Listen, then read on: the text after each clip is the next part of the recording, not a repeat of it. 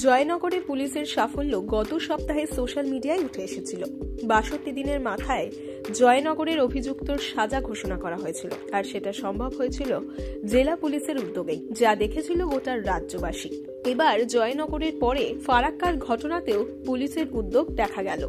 আর এক নাবালিকার ধর্ষণ ও খুনের ঘটনায় দুজন দোষী সাব্যস্ত করা হলো মাত্র ৬০ দিনে, অর্থাৎ ২ মাসের মধ্যে। আগামীকাল শুক্রবার অভিযুক্তদের সাজা ঘোষণা করবে জঙ্গিপুর আদালত। ফারাক্কায় শিশু কন্যাকে ধর্ষণ করে খুনের ঘটনায় সাজা ঘোষণা করা হবে। এদিকে গত ১৩ অক্টোবর ৯ বছরের শিশুকন্যাকে ধর্ষণ করে খুনের অভিযোগ ওঠে স্থানীয় ২ ব্যক্তির বিরুদ্ধে।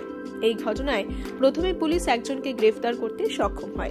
তারপর তদন্তে নেমে আরও একজনকে গ্রেফতার করে পুলিশ। বৃহস্পতিবার জঙ্গিপুর আদালতে অতিরিক্ত জেলা ও দায়রা আদালতের বিচারক অমিতাভ মুখোপাধ্যায় অভিযুক্তদের দোষী সাব্যস্ত করেন।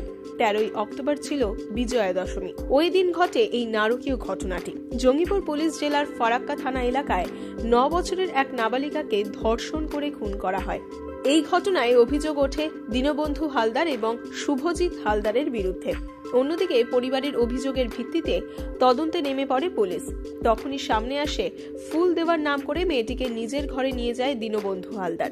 আর সেখানে দীনবন্ধু এবং শুভজিৎ মিলে ওই শিশুকন্যার উপর নির্মম যৌন নির্যাতন চালায় বলেই অভিযোগ। এই নোংরা কাজ করার পর শ্বাসরোধ করে খুন করা হয় নাবালিকাকে। ধৃতদের বিরুদ্ধে অপহরণ করে ধর্ষণ এবং খুনের অভিযোগে মামলা দায়ের করা হয়।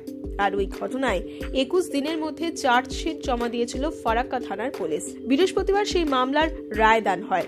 জঙ্গিপুর আদালতে অতিরিক্ত জেলা ও দায়রা আদালতের বিচারক অমিতাভ মুখোপাধ্যায়ের এজলাসে দোষী সাব্যস্ত করা হয় ধৃতদের। এছাড়া জঙ্গিপুর পুলিশ সুপার আনন্দ রায়ের নেতৃত্বে এই ঘটনায় গঠিত হয় স্পেশাল ইনভেস্টিগেশন টিম।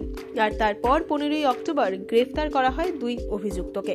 এরপর যাবতীয় তথ্য প্রমাণ একজোট করে মাত্র ২১ দিনের মধ্যে আদালতে জমা দেওয়া হয় চার্জশিট। তার ৩৯ দিনের মাথায় দোষী সাব্যস্ত করা হলো অভিযুক্তদের।